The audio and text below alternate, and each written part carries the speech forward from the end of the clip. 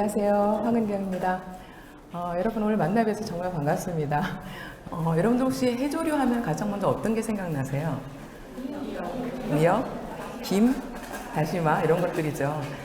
현재 지금 제가 몸담고 있는 곳이 이제 국립수산과학원 해조류연구소라고 해서 우리나라에서는 국립연구기관으로서 해조류를 연구하고 있는 유일한 기관입니다.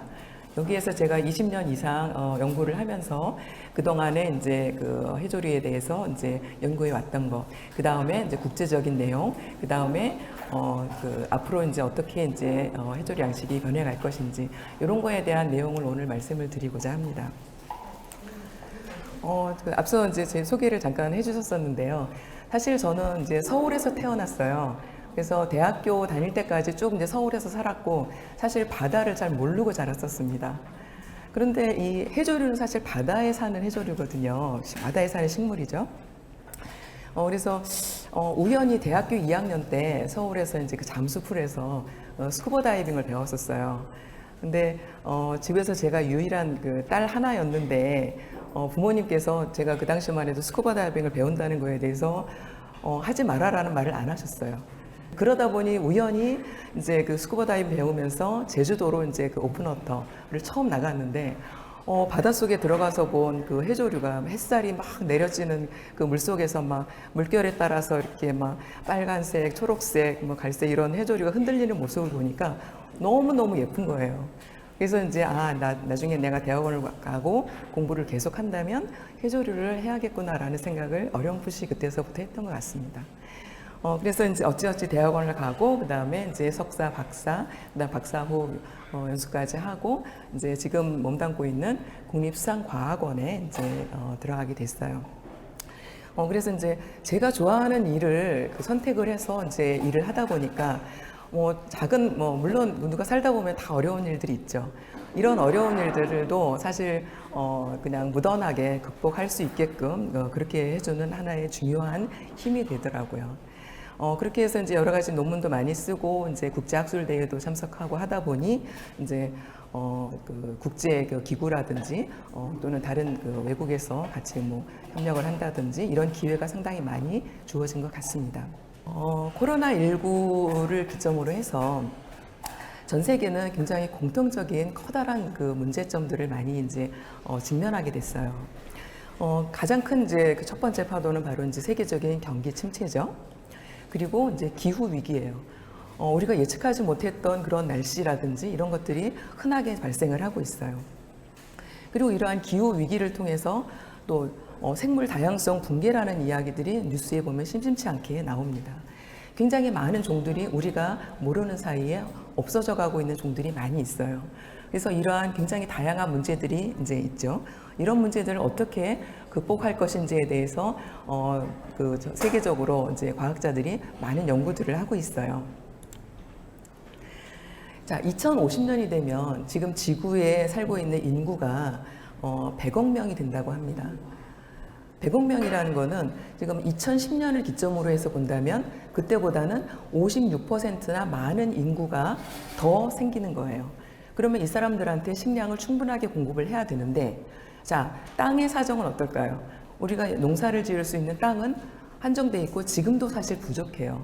그리고 숲이라든지 이런 그 지구에 산소를 공급할 수 있는 허파와 같은 이런 숲은 보존해야 되죠. 그래서 더 이상의 육상의 땅을 사용하지 않으면서 이런 식량을 공급해야 돼요. 그리고 추가적으로 한 가지는 이산화탄소 배출량은 2010년을 기준으로 했을 때 그것보다도 67%를 훨씬 더 줄여야만 되는 이러한 그 중대한 과제들이 있습니다. 이럴 경우에 그러면 육상의 땅을 사용하지 않고도 식량을 생산하기 위해서는 어떻게 해야 될까요? 우리는 바다를 이용을 할 수밖에 없어요. 우리 지구의 70%는 바다죠. 그래서 바다를 이용하는데 여기에서 바다에서 살고 있는 식물인 해조류에 초점을 맞출 수밖에 없죠. 자, 그래서 이것은 해조류 양식이 어떤 이점을 가지고 있는지를 사실 한 장의 그림으로 요약한 논문에 나와 있는 자료입니다. 유엔에서는 2015년에 인류가 공동으로 같이 잘 살기 위해서 2030년까지 우리가 어떤 것들에 주목을 해야 되는지 이것을 17개의 지속 가능한 목표라는 것을 만들었습니다. 그래서 전 세계의 모든 정부들이 모든 나라마다 이 지속 가능한 목표를 달성하기 위해서 너네는 어떤 목표를 나라마다 설정을 해야 된다라고 이제 얘기를 하고 있어요. 그런데 이 해조류 양식을 통해서는 이 17개의 유엔이 제시한 목표들 가운데 15개를 달성할 수 있습니다. 그 중에 이제 그 대표적인 일례는 일단 식량 생산을 할 수 있죠. 먹을 수 있는 해조류 바이오매스를 생산할 수 있고, 그 다음에 기후 변화에 대응을 할 수 있어요. 왜냐하면 해조류가 광합성을 통해서 이제 주변의 해수 속에 있는 영양분을 섭취하고 산소를 내놓습니다. 그러는 과정 중에서 주변에 있는 그 높은 영양 물질, 부영양화된 그런 것들을 다 흡수를 해서 이제 엽채가 자라게 되는 거죠. 그래서 주변의 환경을 굉장히 정화해주는 환경 정화 기능이 있어요. 그런 것도 있고, 그 다음에 특히 이제 그 열대지방 같은 그런 그 인도네시아나 필리핀 이런 데서 그 해조류 양식이라고 하는 것은 이것은 정말로 이제 정말로 못 사는 그런 어촌 마을에 하나의 커다란 신산업이 되고 있어요. 왜냐하면 돈을 벌 수 있는 중요한 산업이 되면서 과거에는 여성들이 바다에 나가는 것을 터부시하는 그런 문화가 있었지만 지금은 여성들이 그 중요한 노동력으로서 지금 해조류 양식을 하는데 중요한 일꾼이 되고 있거든요. 그래서 남녀 평등, 성평등에도 기여를 하고 있다고 합니다. 그리고 이제 이런 여러 가지들을 통해서 좀 따져보면 총 15개의 지속 가능한 유엔의 목표에 기여를 할 수 있어요. 그래서 유엔 차원에서도 보면 앞으로 해조류 양식이라든지 이런 해조류를 이용해가지고 바이오매스를 생산하고 그다음에 바다숲을 만들고 하는 이런 것들을 굉장히 장려하고 계속 발전시켜 나가려고 노력을 하고 있습니다. 그래서 사실 해조류 양식하면 세계에서 보면은 아시아 지역에서 주로 이제 해조류를 우리가 아주 친숙하게 식용을 해서 먹고 있고 오랜 전통적인 대표적인 식용을 할 수 있는 그런 것들이죠. 그런데 유럽이라든지 또는 미국, 캐나다 이런 나라들에서도 굉장히 최근에 해조류에 대해서 관심을 많이 갖고 있어요. 유엔에서는 앞서 이제 그 지속 가능한 발전 목표를 만들었다고 이제 말씀드렸고요. 또 2020년에 해조류 선언이라는 것을 만들었습니다. 그리고 이제 국제 기구인 안전한 해조류 연합이라는 것을 또 만들었어요.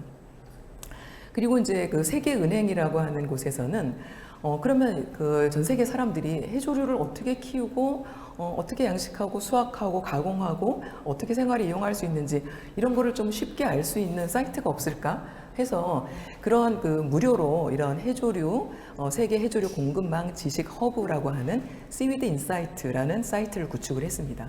그래서 여러분 인터넷으로 이 사이트에 접속을 하시면 여기에 전 세계적으로 어떤 해조류가 어느 나라에서 양식을 하고 있고 또 종자는 어떻게 만들고 양식하는 과정은 어떻고 그 다음에 수확은 어떻게 하고 그 다음에 가공 과정은 어떻고 근데 이런 각 단계들에 대한 정보를 이 그 하나의 사이트에서 전부 다 접속해서 보실 수가 있습니다. 물론 우리나라의 정보는 이제 제가 이거 시스템 만드는데 이제 직접 그 자료를 다 제공을 했었어요.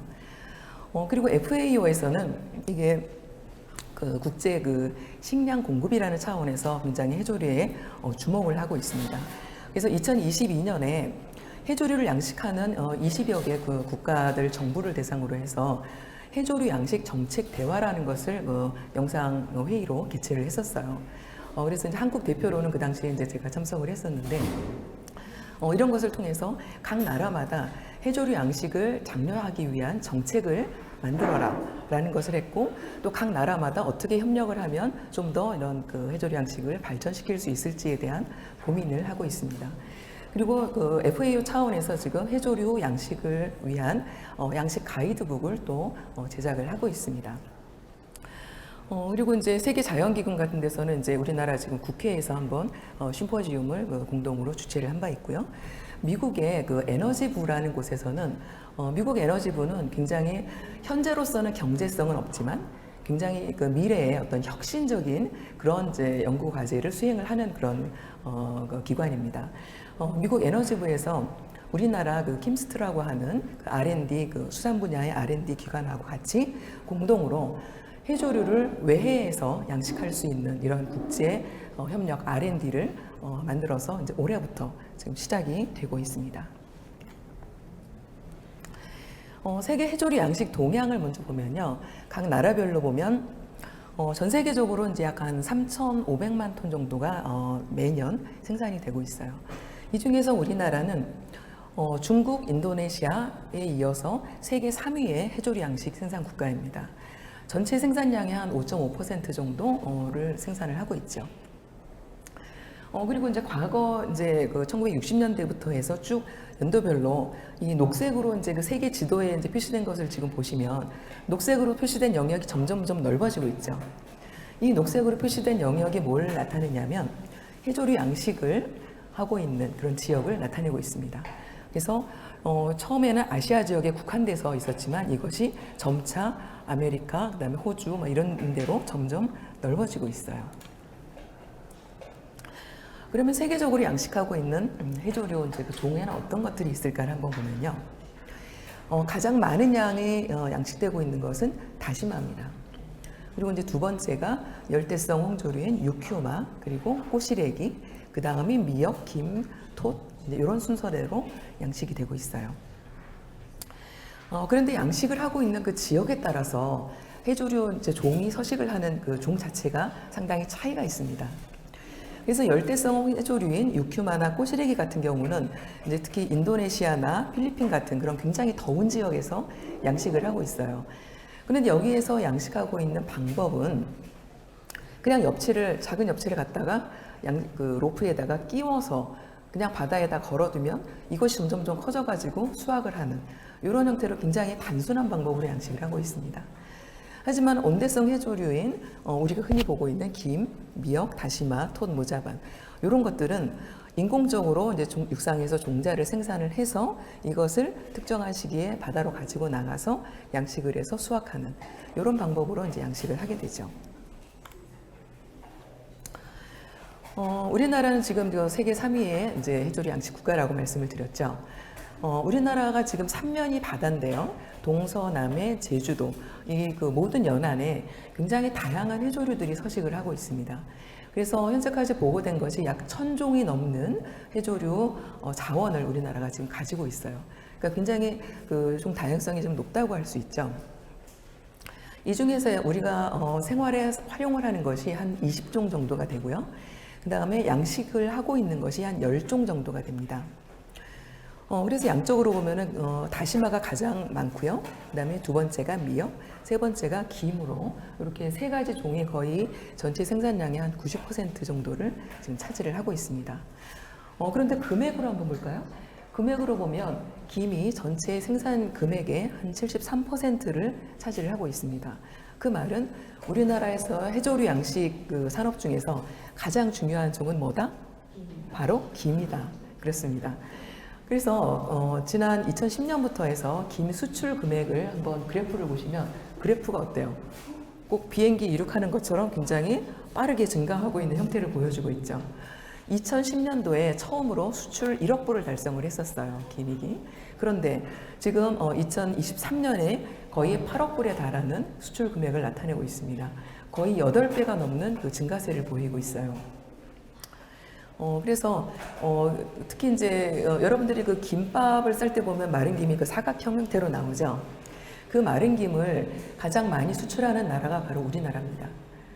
그래서 그 양식 생산량은 이제 중국이 많지만 그 마른 김 생산을 통해서 우리가 수출하는 것은 우리나라가 가장 많아요. 그리고 수산식품 분야에서도 보면 우리가 그 열대 지역에서 동원산업이나 이런 데서 참치를 잡아가지고 참치 통조림 만들어갖고 수출하죠. 그것보다 김이 오히려 수출량이 지금 훨씬 더 많습니다. 자, 이렇게 우리나라는 그 역사적으로 보면 아주 오랜 옛날부터 해조류를 식용으로 하는 문화를 갖고 있어요. 그래서 식량으로도 쓰고, 그 다음에 우리가 남해안에서 지금 전복을 키울 때 전복에 먹이로 주는 것이 바로 해조류입니다.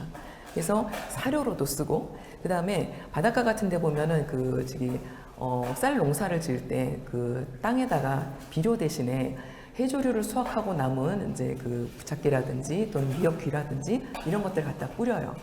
그러면 이 토양이 알칼리성으로 바뀌게 됩니다.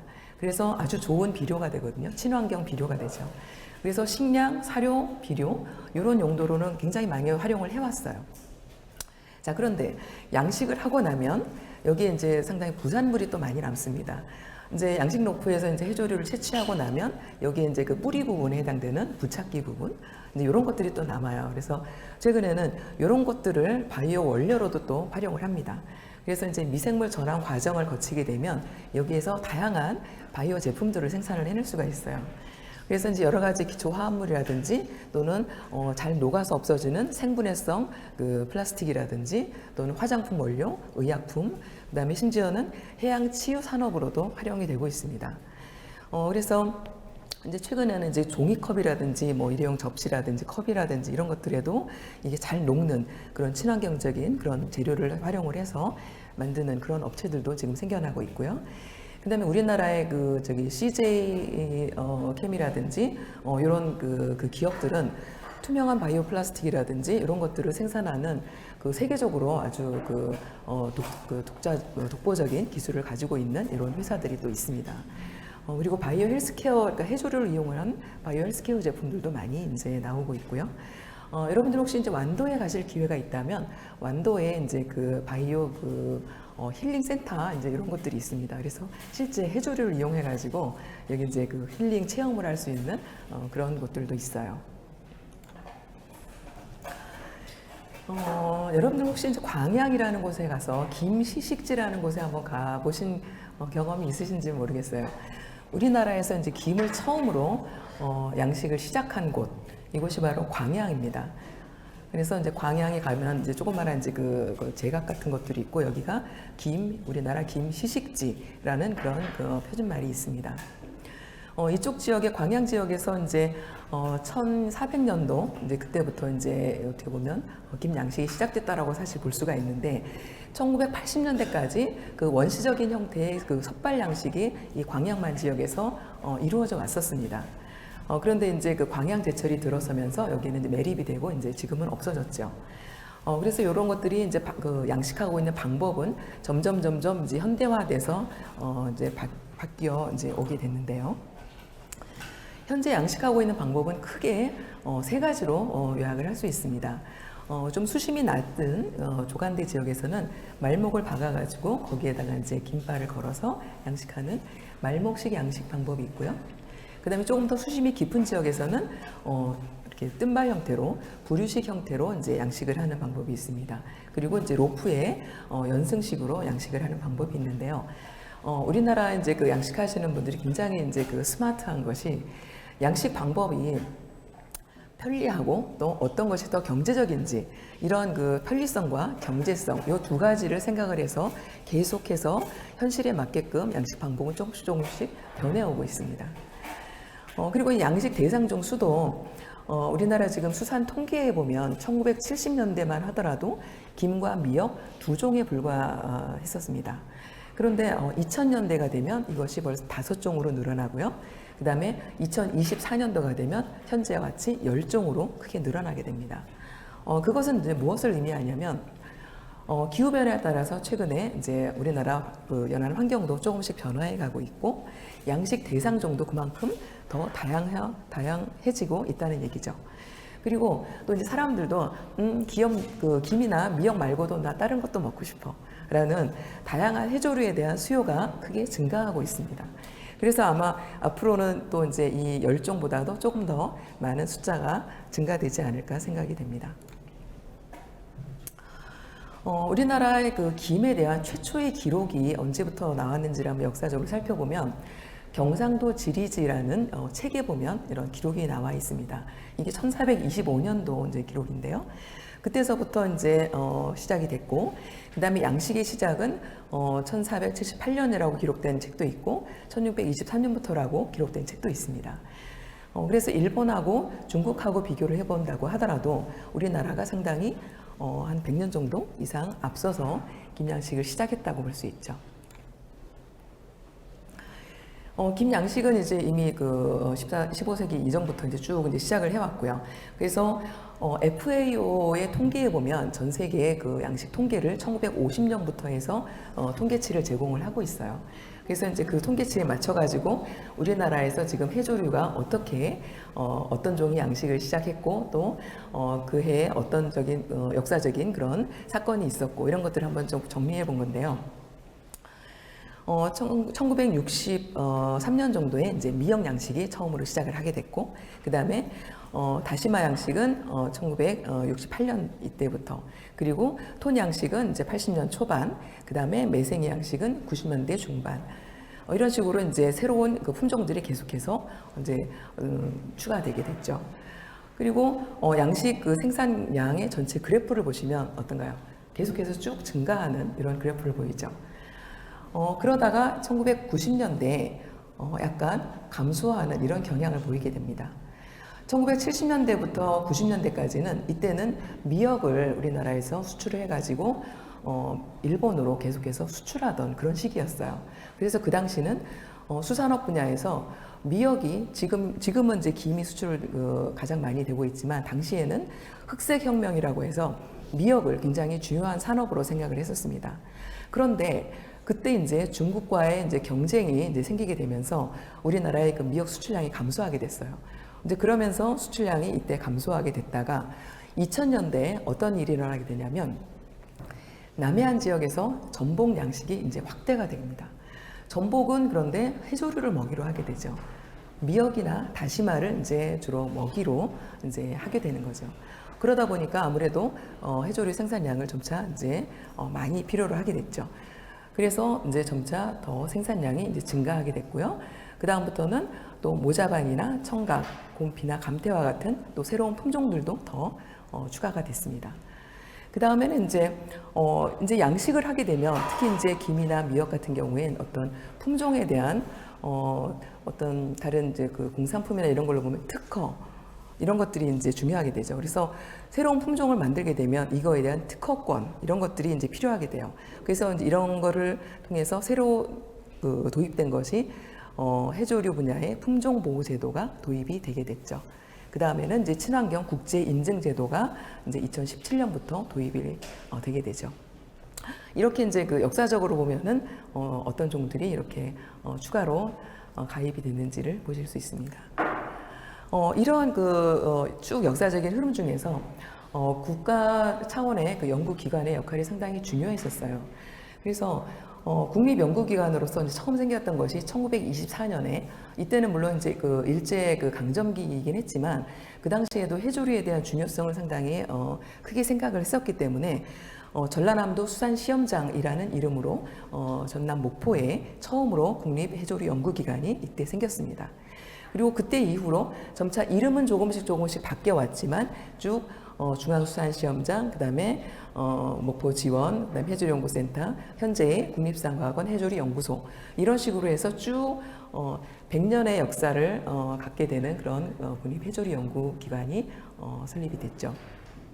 그래서 이런 연구기관들에서 이제 해조류를 양식하는 각 품종별 어떻게 하면 양식을 할 수 있는지 양식 책자 그리고 이제 국제적으로 우리나라의 해조류 양식 역량을 알릴 수 있는 논문들도 게재를 하고 이렇게 일을 해오고 있습니다. 자, 그래서 해조류 양식 이제 생산량이 점차 증가를 하고 있어요. 근데 이게 언제까지 사실 계속 증가할 거라고 낙관할 수는 없죠. 그래서 지금 현재 환경에 맞는 품종들을 육종을 해야 되는 그런 필요성이 나오게 됐습니다. 그래서 이제 지금 우리나라의 주변에 그 변화하는 기후에 맞춰서 적응을 하는 그런 품종들을 만들어야 되고 기후변화에 적응을 해야 되고 또 어업인의 소득을 증대시킬 수 있는 품종을 만들어 주어야 하고 또 연관 산업으로서 안정적인 그런 해조류 바이오매스를 공급할 수 있어야 되거든요. 그래서 해조류 이제 육종을 하게 되는데요. 자, 해조류 육종을 하기 위해서는 이제 소재가 필요하게 됩니다. 재료죠. 자, 육종을 하기 위한 재료가 무엇이냐면 해조류 바로 유전 자원입니다. 그래서 해조류 이제 유전 자원 관리 체계는 우리나라에서 지금 관련 법을 보면 가장 제일 위에 있는 것이 지금 김산업의 육성 및 지원에 관한 법률이죠. 이렇게 특정한 그 해조류 하나를 위해서 법률이 만들어져 있는 나라는 아마 우리나라밖에 없을 거예요. 그래서 이게 2020년도에 만들어진 법안인데 이것 말고도 몇 가지 관련된 이런 유전자원을 관리하는 관련 법들이 있습니다. 그리고 이제 각 그 정부 부처별로 분야별로 유전자원 은행을 보유를 하고 있어요. 그래서 이제 해양수산부에서는 이제 해양과 수산 분야의 그 유전자원들을 이제 관리를 하고 있는데요. 각 분야의 이제 해조류 유전자원 체계를 보면은 해양은 국립해양생물자원관에서 녹조, 갈조, 홍조류 은행을 보유를 하고 있고요. 그다음에 수산 분야는 이렇게 해양과 수산을 구분하는 그 기준은 뭐냐면 좀 더 우리가 어떤 그런 경제적인 측면에서 활용을 할 수 있느냐 없느냐의 그 차이입니다. 그래서 어떻게 보면은 이제 해양이라고 이제 넓게 범주 안에 다 들어갈 수 있긴 하지만 굳이 해양과 수산을 이제 좀 분리를 했죠. 그래서 수산 분야는 국립수산과학원의 저희 그 해조류 연구소에서 유전자원 은행을 지금 운영을 하고 있습니다. 지금 저희 연구소는 이제 국립수산과학원 본원은 지금 부산에 있지만 저희 연구소는 지금 그 전남 2018년까지 전남 목포에 있다가 2018년에 해남으로 이전을 했고 지금 현재 해남 청사 모습입니다. 여기에서 지금 저희가 그 해조류 기타 보존 기관을 운영을 하고 있고요. 국내에 이제 뭐 연구소라든지 대학이라든지 뭐 기업이라든지 이런 데서 이제 해조류 유전자원이 필요하다라고 이제 분양 신청을 하게 되면 저희가 무료로 분양을 해주게 됩니다. 자, 그러면 이제 해조류 육종하는 방법들은 어떤 것들이 있을까요? 여러분들이 그 멘델이라는 분의 이름을 많이 들어봤죠. 식물 분야에서 가장 일반적으로 사용되는 육종 방법이 뭐냐면은 선발 육종 방법입니다. 씨를 쫙 뿌려놓고 이 중에서 가장 빨리 자라는 거를 이제 선발을 해서 여기서 다시 씨앗을 받아서 다음에 또 이제 씨앗을 뿌리고 또 그 다음 세대에서 또 잘 자라는 것을 다시 이제 씨앗을 받는 이런 형태로 계속 이제 그 선발을 해내는 방법이죠.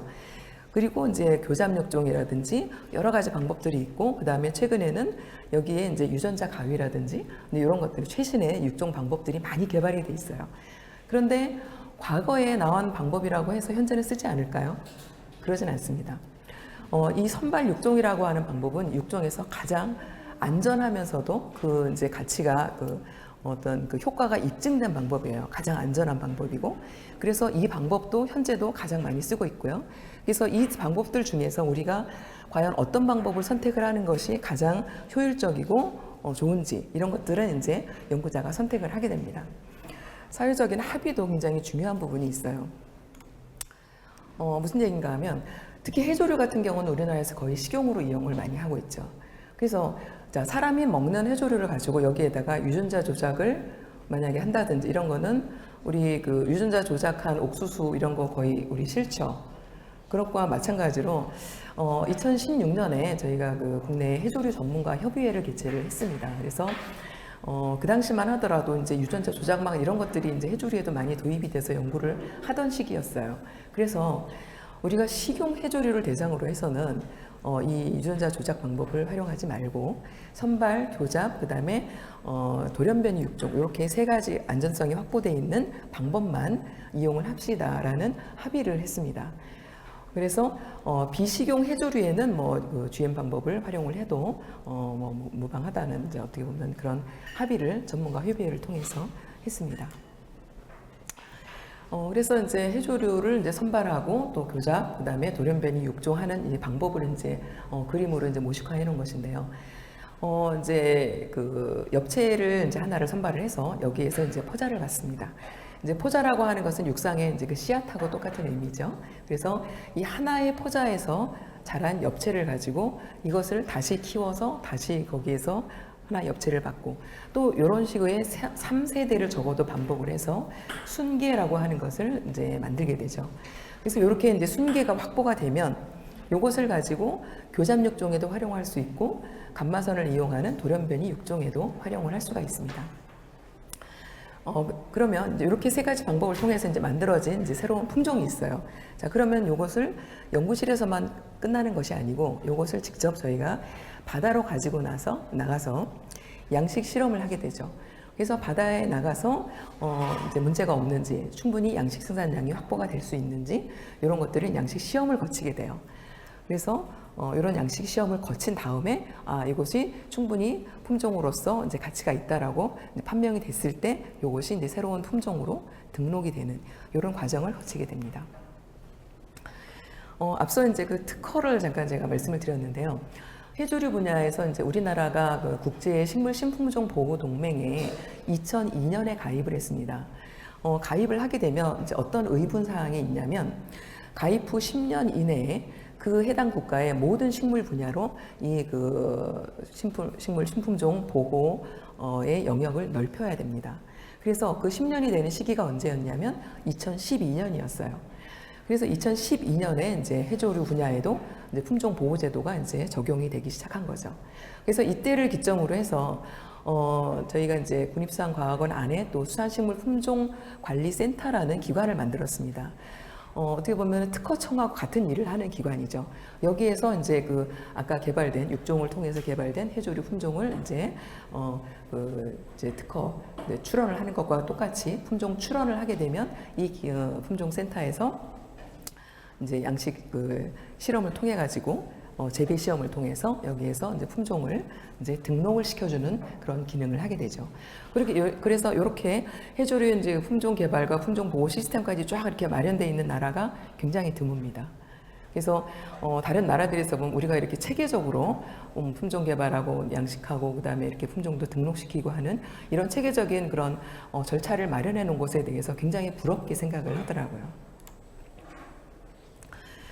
그래서 이제 특히 이제 해조류 양식 그리고 육종 분야에서는 이제 우리나라, 중국, 일본 이 세 나라가 가장 이제 그 세계에서 선도적으로 지금 나가고 있거든요. 그래서 2019년도에 이제 우리 한번 그 해조류 육종에 대한 그 리뷰 논문을 한번 내보자라고 해서 중국과 일본에 있는 그 연구자들과 같이 리뷰 논문을 한번 낸 적이 있어요.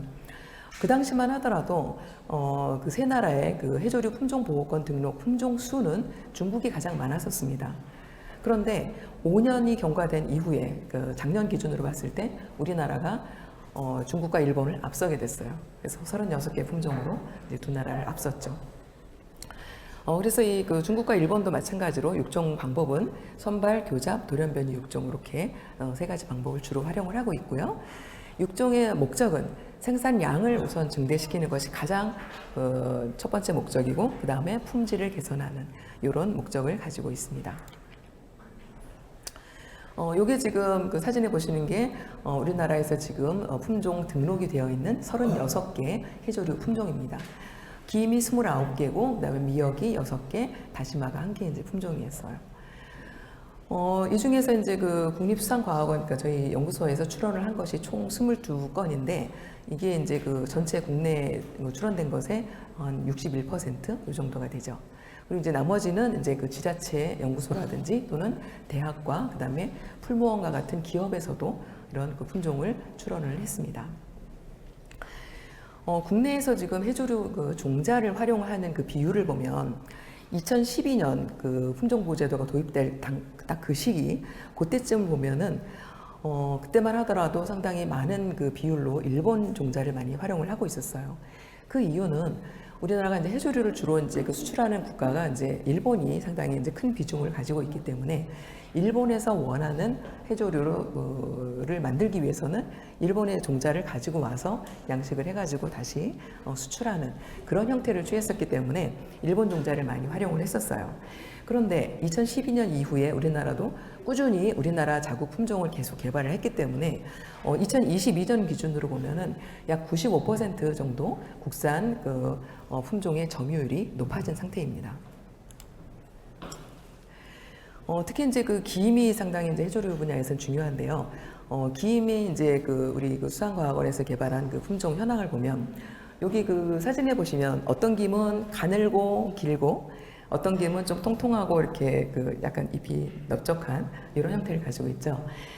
그래서 이제 이게 이제 양식 초기에 생산량이 그 빨리 증가하고 생산량이 많은 거, 그다음에 어떤 것은 양식 후기에 더 빨리 자라는 거, 이런 그 품종마다 조금씩 차이점이 있습니다. 그래서 이제 이 종자를 이제 그 필요로 하는 그 지역이라든지 어업인이라든지 이런 분들은 나는 어떤 품종 주세요, 나는 어떤 품종 주세요, 이런 식으로 선호하는 그 품종 등이 조금씩 달라요. 우리나라에서 지금 그 김을 지금 전 세계에 한 8억 불 가까이 수출을 하고 있는데요. 우리나라에서 1년에 필요로 하는 김 종자, 즉 김 사상체의 양이 약 30kg 정도밖에 안 됩니다. 이 30kg의 그 사상체를 가지고 수출도 하고, 그다음에 국내에서 또 이제 소비자들이 많이 활용도 하고 그렇거든요. 근데 30kg이라고 하면 사실 우리 저희 연구소 하나에서도 사실 다 생산할 수 있는 양이긴 해요. 그런데 사실 지금 국내에서 사상체를 양식하는 그런 양식해서 보급하는 업체, 그 등록된 업체는 한 8개 정도 회사가 있습니다. 그 다음에는 이제 그 미역과 이제 다시마 같은 갈조류 이제 이야기를 한번 잠깐 드려볼 건데요. 특히 이제 갈조류 같은 경우에는 아마 이제 여러분들 아마 친숙하지는 않으실 것 같아요. 이제 미역국, 그 다음에 너구리에 들어있는 다시마 조각, 이제 아마 그런 정도 이제 아마 생각을 하실 것 같은데, 다시마 같은 경우에는 엽채의 크기가 상당히 큽니다. 미역도 이제 잘 자라는 품종은 한 2m 정도, 3m 정도 그렇게 자라고요. 다시마는 그보다 훨씬 더 크게 자라고요. 또 제가 실험했던 것들은 한 8m 정도까지 자라기도 하고 굉장히 큽니다. 그래서 갈조류에서 가장 이제 큰 문제가 됐던 것이 뭐냐면, 아까 2000년대 우리나라 남해안 지역에 전복 산업이 굉장히 활성화됐다고 했었죠. 이 전복 산업에서 가장 이제 문제가 됐던 것이, 해결하기 어려웠던 문제가 가을철에, 그 시기는 이제 해조류가 거의 다 녹아버리고 다음에 해조류가 양식돼서 생산되기 이전의 시기거든요. 그래서 그 시기 때, 가을철 고수온기 때 전복한테 먹이를 줄 수 있는 해조류를 확보하는 게 가장 큰 문제였었어요. 그래서 그 시기를 맞추기 위해서 저희가 이제 실험을 많이 했었는데, 선발 육종 방법을 통해서 여름철에 다시마를 수확하고 나서 가장 늦게까지 남아있는 엽채가 있습니다. 그 엽채에서 포자를 받아가지고 다시 이제 엽채를 길러요. 다음에 또 다시 양식을 해서 또 가장 늦게까지 남아있는 엽채를 선발하는 이런 선발 육종을 3세대까지 계속해서 반복을 했습니다. 그렇게 되니까 원래의 부모 세대보다도 3세대가 되니까 한 석 달 정도가 양식 기간이 늘어난 거예요. 그렇게 해서 이제 선발 육종을 했고, 그 다음에 이제 교잡 육종은, 이것은 이제 널미역과 제주도에 서식하고 있는 널미역이라고 하는, 다시마하고 형태는 똑같은데 미역의 엽채와 같은 그런 널미역과 양식미역, 요 두 가지를 서로 교잡을 시켰어요.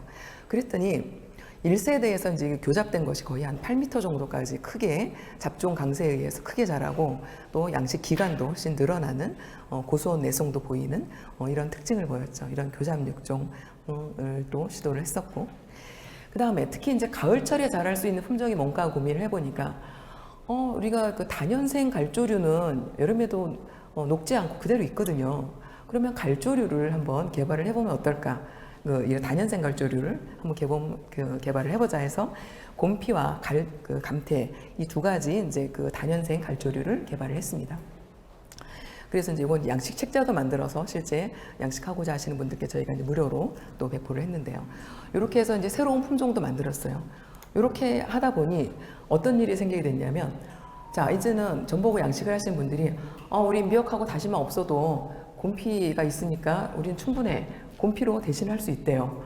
또 이런 분들도 있고, 그래서 우리는 선택적으로 이제 이 양식 기간이 연장된 다시마도 먹일 수 있고, 또 곰피도 먹일 수 있고, 충분히 선택할 수 있는 그런 선택권이 확보가 됐습니다. 그래서 이제 안정적인 연중 전복의 먹이를 확보할 수 있는 길이 열리게 됐죠. 자, 그 다음에 요즘에 태풍이라든지 여름철에 갑자기 이렇게 태풍이 오고, 또 가을철에도 이렇게 돌풍이라든지 이런 것들이 많이 불게 되면 어떤 일이 생기게 되냐면, 바다에 양식 시설을 해놓은 이 양식 시설물이 다 파손이 되거나 이런 심각한 손해가 발생을 하게 되죠. 그래서 이제 정부에서는 양식 수산물 재해 보험이라는 걸 만들었어요. 그래서 이제 이런 피해가 발생을 하게 되면 이것을 이제 손해를 보전해주는 이제 이런 제도를 만들었거든요. 요거는 이제 국가 차원에서 만든 정책보험입니다. 그래서 여기에 이제 포함되는 자연재해에는 어떤 것들이 있냐면, 태풍, 해일, 풍랑, 적조, 이상조류 이런 것들이 있습니다. 그래서 이제 여기 현재 지금 적용되고 있는 품종은 김, 미역, 다시마, 톳 이렇게 이제 4가지 종류가 지금 적용되고 있어요. 그래서 23년 기준으로 보면은 이제 이 어업인들이 가입률이 한 39% 정도가 되는데 정부에서는 이제 2027년까지 한 45% 정도로 이제 끌어올리려고 노력을 하고 있습니다. 자, 그 다음에 해조류 같은 경우는 사실 그 바다에서 물론 바다에서 양식을 하긴 하지만 어류나 폐류 기르는 것 같이 어떤 먹이를 주고 그다음에 거기에 어떤 무슨 뭐 약재를 치거나 뭐 이제 그런 것들이 없어요. 그냥 바다에 걸어 놓으면 스스로 광합성을 해서 자라는 그런 거기 때문에 해조류의 경우에 이제 그 국제 인증 제도가 이제 2017년부터 이제 도입이 돼서 시행이 되고 있습니다. 그래서 이제 ASC하고 MSC라고 하는 두 개의 이제 그 기관에서 요거는 같이 공동으로 만든 제도인데요.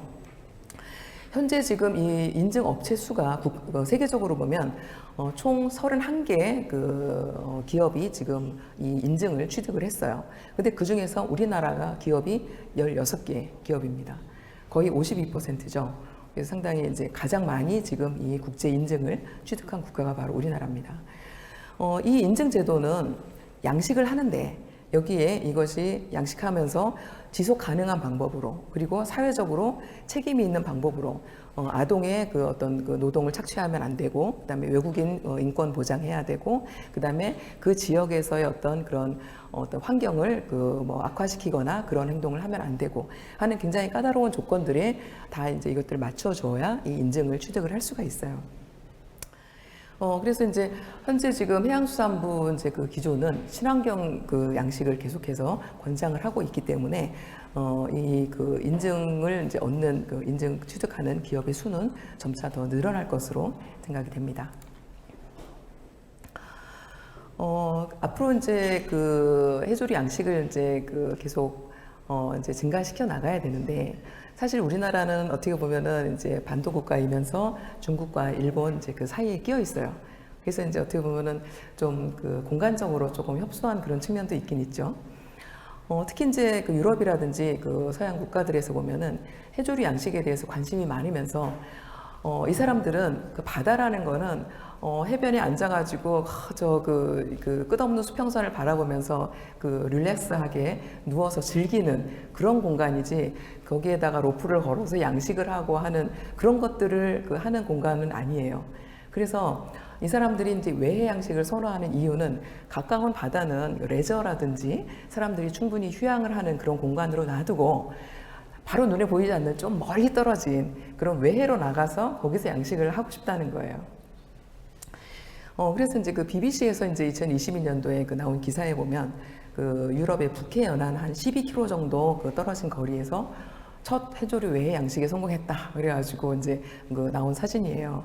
이제 유럽에서는 이제 2030년까지 북해에 한 400제곱킬로미터 정도 되는 양식장에서 800만 톤의 해조류를 생산을 하겠다라는 목표를 가지고 R&D를 계속 투자를 하고 있어요. 그렇지만 이제 유럽 같은 경우에는 이제 그 종자 생산 능력을 이제 아시아 지역하고 비교해 보면 굉장히 좀 미미한 그런 수준입니다. 그리고 이제 양식 기술이나 이런 것도 아시아 지역에 상당히 많이 지금 습득을 하고 있고요. 그리고 생산 양으로 보면 한 600톤 정도 이제 그 정도밖에 안 됩니다. 미국에도 보면 현재 그 알래스카 지역에 한 40톤 정도 되는 해조류 양식장을 지금 그 기업 차원에서 이제 운영을 하고 있는데요. 미국 에너지부에서 이제 해조류 분야에 계속해서 이제 투자를 하고 있고 외해 양식 R&D를 한국과 한미 공동으로 해서 지금 올해부터 이제 우리나라도 이제 지금 시작이 됐어요. 그래서 총 한 410억 원 규모의 R&D를 지금 올해부터 시작이 되고 있습니다. 하지만 이제 외해 양식 같은 경우는 이제 그 개념은 어떤 개념이냐면 아까 말씀드린 것처럼 연안의 바다는 그냥 놔두고 좀 먼 그 바다에서 양식을 해가지고 거기에서 양식하는 동안에 CO2도 저감을 하고 이제 그러는데 문제는 자, 그 멀리 떨어진 지역에서 만약에 양식을 해가지고 그 채취한 것을 다시 이제 육지로 가져오게 되면 배로 수송을 하는 사이에 다시 CO2가 발생을 하게 되죠. 그러면은 그 해조류 양식하면서 이제 CO2 줄인 거에서 다시 플러스 마이너스 제로가 되는 거예요. 자, 그래서 또 하나 나온 그 아이디어가 그러면 거기에서 생산을 해가지고 이걸 가져오지 말고 거기를 그냥 심해에다가 빠뜨려 버리자. 또 이제 그런 그 아이디어도 나왔습니다. 그런데 문제는 해조류가 그 빠뜨린다고 해서 그대로 쭉 가라앉는 것이 아니거든요. 그래서 이제 여러 가지 이제 좀 문제점들이 있어요. 그래서 이제 생태계에 어떤 영향을 미칠지 사실 알 수도 없고, 또 이제 만약에 양식장에서 이제 어떤 영양물질 잘 키우기 위해서 영양물질을 공급하게 된다면 족조를 유발시킬 그런 가능성도 있고, 그렇기 때문에 아직까지는 이 외양식에 대해서 조금 좀 반대를 하는 그런 움직임들도 많이 있습니다. 현재 이제 우리가 바다에서 블루 카본이라는 혹시 이야기 많이 들어보셨죠? 현재 이제 세계적으로 인증을 받은 블루 카본 소스는 맹그로브하고 염습지, 잘피숙 이렇게 이제 세 가지밖에 없습니다. 하지만 해조류는 앞으로 이제 추가적으로 이제 블루 카본 소스로 인정받을 수 있는 굉장히 좋은 잠재적인 소스로 인정을 받고 있어요. 그래서 아마 지금 미국하고 지금 요 공동 외해 양식 요 과제가 끝나는 한 5년 후 정도가 되면 아마 미국이 이런 블루 카본 소스로 이제 좀 인정을 받을 수 있게끔 좀 더 이렇게 크게 드라이브를 걸지 않을까 하는 그런 생각이 듭니다. 그 다음에 또 하나 이제 최근 국가적인 R&D로 나오는 것이 바로 육상 양식입니다. 자, 해조류는 우리가 이제 바다에서 양식을 하죠. 그런데 이것을 이건 바다에서 양식을 하는 거는 어떤 시기에만 양식을 할 수가 있어요. 특히 이제 겨울철에 주로 이제 양식을 하게 되죠. 가을, 늦 가을부터 해서 겨울, 봄철까지 해서 이제 좀 양식을 주로 하게 되는데, 해양 환경에 의존을 해서 이제 양식을 하게 되다 보니까 이거 그냥 육상에서 식물 공장과 같은 그런 개념으로 해서 그냥 연중 생산을 할 수 있으면 좋겠다라는 개념에서 나온 거예요. 그래서 이제 앞으로 바다가 이제 점점 기후 변화도 되고 해양도 오염이 되고 또 이제 후쿠시마 오염수 방류 뭐 이런 것들 때문에 바다에서 나오는 해조류 나 먹기 싫어. 또 이제 뭐 이러는 우려도 있고, 이런 식품 안전성에 대한 우려 이런 것들 때문에 바다보다는 조금 더 안전성이 검증된 육상에서 이제 어떤 생물 반응기를 통해 가지고 여기에서 양식을 하게 되면 환경을 조절해서 생산을 할 수 있기 때문에 수확이 용이하고 또 인건비도 적게 들고 안전성도 확보가 되기 때문에 이런 장점들이 있습니다. 하지만 단점은 뭐겠어요? 시설비야 이런 것들이 이제 많이 들어가겠죠. 그래서 아직까지는 경제성을 따지면 바다에서 양식하는 것 이상으로는 사실 육상에서 경제성을 맞출 수는 없습니다. 하지만 이것은 이제 어떻게 보면 R&D 차원에서 사실 하는 일이거든요.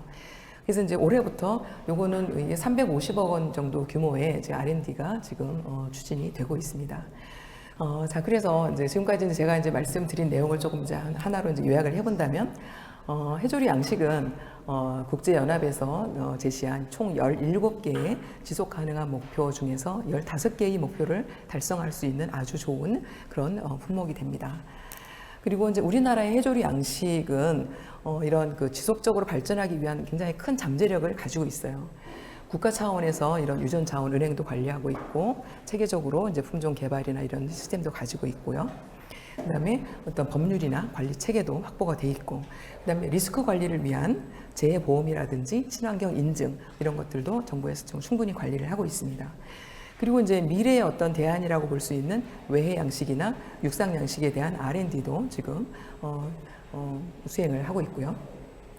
그래서 앞으로 이제 이런 것들이 이제 잘 개발이 돼서 우리가 충분한 자료를 확보하고 세계를 설득할 수 있다면 해조류가 앞으로 이제 새로운 블루 카본 소스로 이제 인증이 되겠죠. 그러면 우리 이제 피라라고 하는 기관에서는 이제 해조류를 이용해서 바다숲을 조성을 하고 하는데, 해조류 바다숲 1제곱킬로미터당 337톤의 탄소를 흡수할 수 있다고 그래요. 그래서 피라에서도 이런 블루 카본으로 지금 해조류를 등재시키기 위해서 많은 노력을 하고 있습니다. 사진에 보시면 지금 전라남도 완도 지역의 해조류 양식장을 나사의 인공위성에서 찍은 사진이에요. 그래서 그린 하비스트라고 하는 녹색 어떤 그런 수학 이제 이런 것들을 통해서 굉장히 높게 평가하고 있는 그런 모습이죠. 그래서 사실 아시아 지역에서의 지금 해조류 양식은 이제 전 세계적으로 굉장히 중요한 떠오르는 신산업이 되고 있고 굉장히 주목받는 산업이 되고 있습니다. 그래서 우리는 굉장히 지금 어떻게 보면 해조류 양식은 이제 옛날부터 해오고 아주 좀 약간 구세대 산업 이제 이런 걸로 생각을 할 수가 있는데, 세계적으로는 그렇지 않아요. 굉장히 젊은 산업들도 젊은이들도 새로운 이런 신산업으로 보고 있어서 하나의 새로운 사업체를 만들기도 하고 굉장히 아주 적극적으로 이제 이런 저희 연구소에도 이렇게 연락을 주고 있고 그렇습니다. 그래서 저희가 하고 있는 일은 국립연구기관으로서 물론 이제 R&D 과제라든지 연구 과제도 수행을 하지만 정부에 앞으로 어떤 R&D가 수행이 되어야 되고 하는 그런 정책 제안도 하고요. 그다음에 일반인들께서 여러분들이 어떤 해조류에 대한 궁금증이나 나 이런 거 궁금해요. 이게 뭐예요? 이제 물어볼 때 저희한테 직접 전화를 주시기도 하세요. 그래서 뭐 대학 연구소 이제 이런 기업들 이런데 그다음에 외국에서도 굉장히 많은 연락들을 받고 있습니다. 그래서 하여튼 저희도 굉장히 많은 노력들을 하고 있어요. 그래서 앞으로 여러분도 해조류를 많이 사랑해 주시고 그다음에 가정에서도 해조류를 많이 소비해 주시면 좋겠습니다. 감사합니다.